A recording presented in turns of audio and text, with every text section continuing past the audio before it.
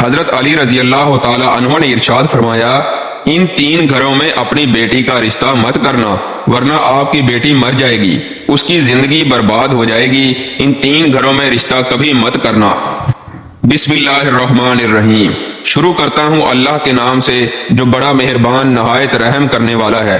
محترم ناظرین، ایک روز حضرت علی رضی اللہ تعالی عنہ اپنی بارگاہ اقدس میں موجود تھے۔ ایک مالدار شخص آیا، وہ بہت پریشان تھا، اس کے چہرے پر پریشانی کے آثار نمایاں نظر آ رہے تھے۔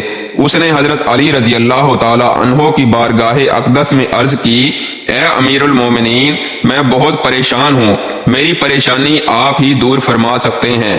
حضرت علی رضی اللہ تعالی عنہ نے فرمایا، کیا مسئلہ ہے؟ کون سی بات ہے جو تمہیں مجھ تک لے آئی ہے؟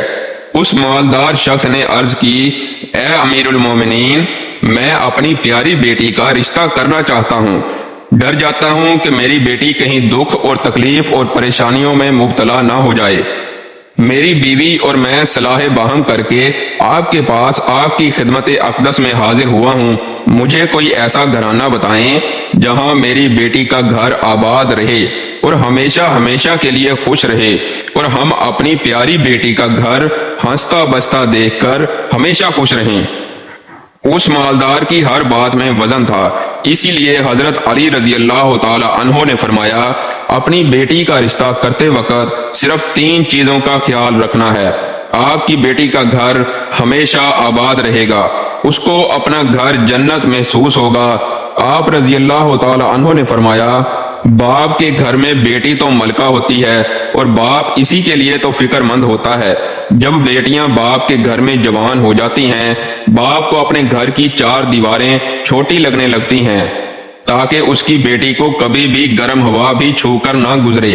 اس لیے اے مالدار شخص، نہ ہی تمہاری بیٹی کو تمہاری دولت خوش کر سکتی ہے اور نہ ہی اونچے مقام والے گھر خوش کر سکتے ہیں۔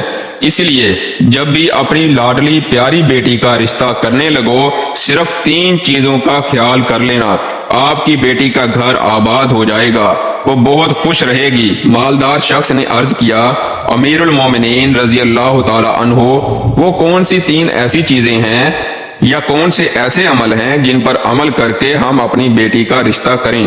نمبر 1، حضرت علی رضی اللہ تعالی عنہ نے فرمایا، اے مالدار شخص، یاد کر لینا، اپنی بیٹی کا رشتہ اس جگہ اس گھر میں کبھی نہ کرنا۔ اپنی بیٹی کا رشتہ مت کرنا جہاں جس گھر میں گھر کے فیصلے عورتیں کرتی ہوں، مرد اس عورت کے فیصلے پر عمل کرتے ہوں۔ اپنی بیٹی کا رشتہ کبھی بھی ایسے گھر میں نہ کرنا، ورنہ آپ کی بیٹی کا گھر بسنے سے پہلے ہی اجڑ جائے گا، برباد ہو جائے گا، آپ کی بیٹی کی دنیا برباد ہو جائے گی۔ ناظرین، ہم نے یہ دیکھا ہے کہ جب بیٹیوں کے رشتے ٹوٹتے ہیں تو جتنی بھی حسین لڑکی کیوں نہ ہو، وہ اس دنیا میں بدنام ہو جاتی ہے۔ اس کو نہ گھر والوں سے پیار ملتا ہے، نہ ہی میکے والوں سے پیار ملتا ہے۔ وہ میکے والوں پر اور اپنے شوہر پر خود کو بوجھ سمجھنے لگ جاتی ہیں، اور ایسا ہم نے اکثر دیکھا ہے۔ بھائیوں نے بھی بہن کو بوجھ قرار دیا ہے۔ ایسے کئی گھر ہیں، ہم نے اپنی آنکھوں سے دیکھے ہیں۔ اس لیے ان کو ہر چھوٹا اور بڑا تانے دیتا ہے، نہ اس بچی کو دن میں سکون ہوتا ہے اور نہ رات کو نیند نہیں آتی۔ وہ ماں باپ کو دیکھتی ہے، وہ اسی فکر میں رہتی ہے کہ میری وجہ سے میرا میکا یعنی ماں باپ، بہن بھائی، پورا گھر پریشان ہے۔ وہ اور گھٹ گھٹ کر مرنا شروع ہو جاتی ہے۔ آخر کار تھک ہار کر یا تو وہ اپنے شوہر کو اپنا لیتی ہے اور اس شوہر کے ظلم و ستم کو، اس کے تانوں کو گہنا بنا کر پہن لیتی ہے، یا پھر اپنی زندگی سے روٹھ کر بیمار پڑ جاتی ہے۔ اس لیے اے مالدار شخص، اس گھر میں اپنی بیٹی کا رشتہ کبھی نہ کرنا جس گھر کے فیصلے عورت کرتی ہو۔ نمبر 2، حضرت علی رضی اللہ تعالی عنہ نے فرمایا، اے شخص، کبھی بھی اپنی بیٹی کا رشتہ اس گھر میں نہ کرنا، اس گھر میں مت کرنا جہاں عورتوں کی عزت نہ ہوتی ہو۔ جہاں صرف مرد ہی حکمرانی کرتا ہو وہاں اپنی بیٹی کا رشتہ نہ کرنا، ورنہ تمہاری بیٹی کا گھر بسنے سے پہلے ہی اجڑ جائے گا۔